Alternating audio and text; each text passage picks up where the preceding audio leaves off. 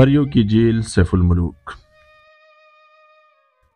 Jail Saif उल मुलूक पाकिस्तान के सूबा खैबर पख्तूनख्वा की वादी कागान में वाक़या है और अपनी खूबसूरती और रोमानवी कहानियों के लिए मशहूर है। ये जेल सतह समंदर से तकरीबन 10,578 फीट की बुलंदी पर है और नारायण शहर से तकरीबन 9 किलोमीटर के फासले पर वाक़या है। नारायण पहुंचने के बाद झील तक पहुंचने के लिए 4x4 जीप इस्तेमाल होती है जो तकरीबन 30 से 40 मिनट में सयाहों को झील तक पहुंचाती है।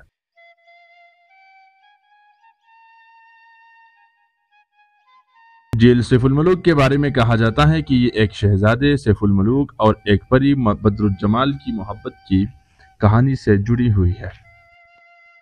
इस कहानी के मुताबिक शहजादा सैफ उल मुलूक मिस्र का शहजादा था जो एक ख्वाब में एक खूबसूरत परी को देखता है और फिर इस ख्वाब की ताबीर को हकीकत में बदलने के लिए सफर करता है।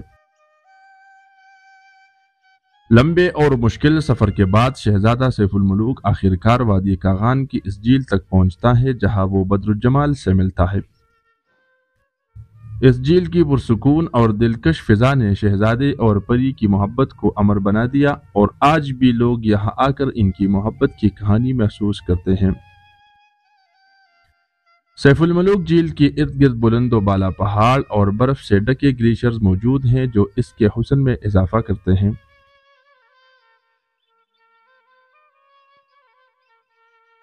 खासतौर पर झील के शिफाफ नीली पानी में पहाड़ों और बर्फ की अक्कासी एक दिलकश मंजर पेश करती है जो देखने वालों के दिलों को छू लेती है।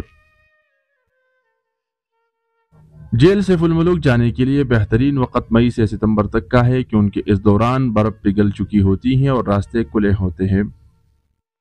गर्मियों के इन महीनों में मौसम खुशगवार होता है और सयाह बआसानी झील तक पहुंच सकते हैं।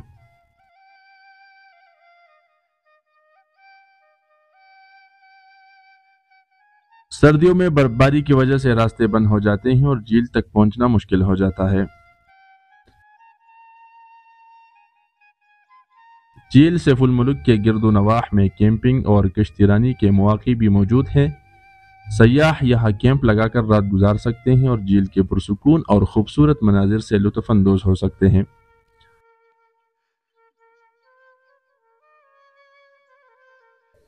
रात के वक्त झील के किनारे पर चमकते हुए सितारे और झील पर पड़ने वाली चांद की रोशनी इसका मंजर और भी जादुई बना देती है।